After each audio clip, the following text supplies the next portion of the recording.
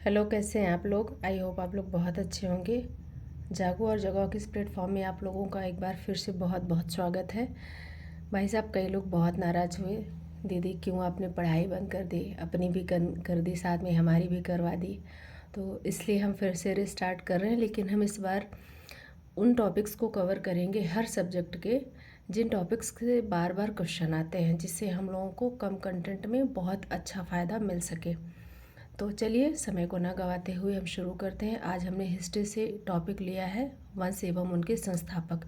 इस टॉपिक से हमेशा हर एग्ज़ाम में क्वेश्चन आते हैं। तो चलिए शुरू करते हैं। हम कोशिश करेंगे कि थोड़ा करेक्ट भी करा सकें, जिससे आप लोगों को जल्दी और याद हो जाए और लंबे समय तक याद रहे। तो हमारा पहला वंश है मौर्य वंश।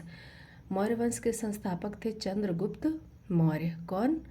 चंद्रगुप्त मौर्य। अगला वंश है हमारा खिलजी वंश। खिलजी वंश के संस्थापक थे जलालुद्दीन खिलजी।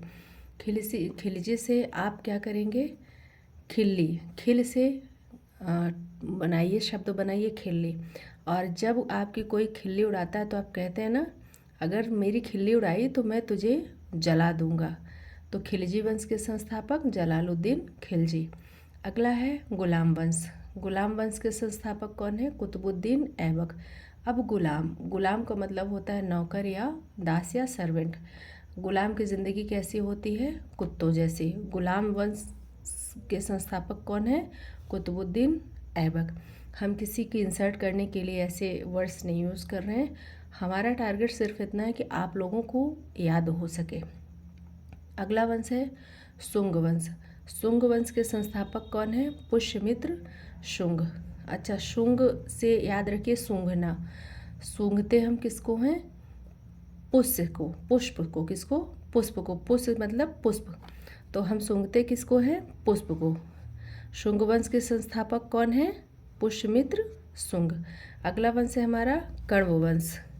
कण्व वंश के संस्थापक कौन है? वासुदेव। कण्व से याद रखिए आप कंस, मामा कंस।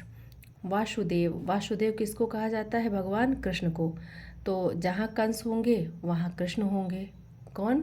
अच्छा, कई लोग कंफ्यूज रहते हैं, उनको वसुदेव कहा जाता है कि वासुदेव।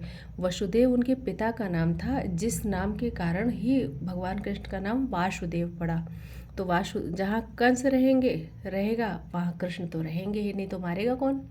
अगला है राष्ट्रकूट वंश। राष्ट्रकूट वंश के संस्थापक कौन है? दंती दुर्ग। राष्ट्र कूट, कूट का मतलब होता है काटना, और काटा किससे जाता है? दांत से। कोई चीज़ आप खाएंगे तो काटेंगे, किससे काटेंगे? दांत से ना। बाइट जाएगा तो रोटी भी आप दांत से काटेंगे, फल भी आप दांत से काटेंगे। तो कूट दांत से काटेंगे, किससे? दांत से। राष्ट्रकूट वंश दंती दुर्ग। पाल वंश गोपाल। पाल का मतलब होता है पालना। तो पालना सबसे अच्छा किसको माना जाता है? पालना मतलब किसी भी जानवर को अपने घर रह के दाना पानी देना रख कर। तो सबसे अच्छा किसको माना जाता है पालना? तो क्या किसको? गो को। गो यानी गाय को। तो गाय को पालना सबसे अच्छा माना जाता है। तो पाल वंश के संस्थापक कौन? गोपाल। गुर्जर प्रतिहार वंश। देखिए, प्रतिहार से प्रथम याद रखिए। कौन? प्रतिहार प्रतिहार प्र से प्रथम। अब आई गुर्जर। तो गुर्जर यानी गरजता कौन है?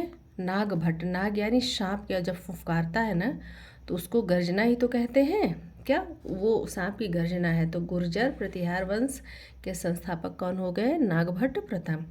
अगला सेन वंश। सेन वंश के संस्थापक कौन है? सामंत सेन।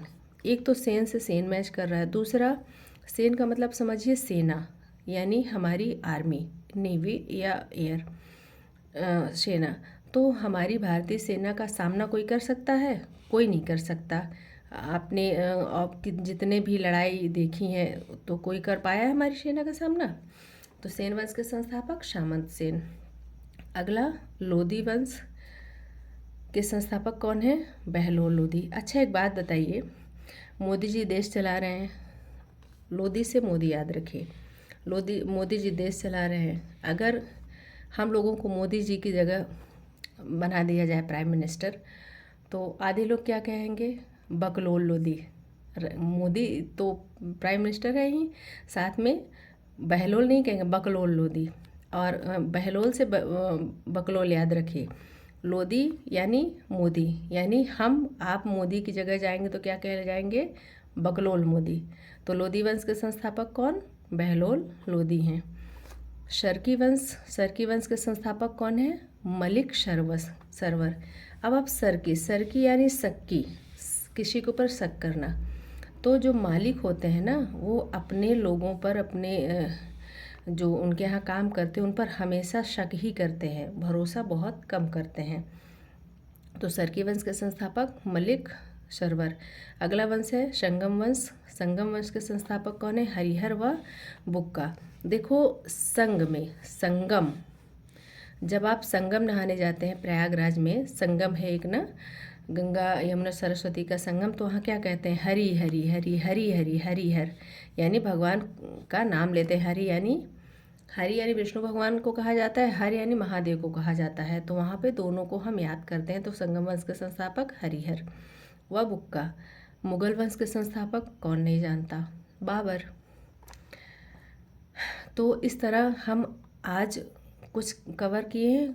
हम चाहते तो एक ही वीडियो में सब कवर कर लेते, लेकिन वीडियो लंबा हो जाता तो आप लोग भी बोर होते। अगला हम नेक्स्ट वीडियो में कवर करेंगे जो बचे हुए हैं। और आप लोग नोट्स ज़रूर बनाते चलिए, ये बहुत इंपॉर्टेंट टॉपिक है। बाकी अपना ख्याल रखिए, शुक्रिया।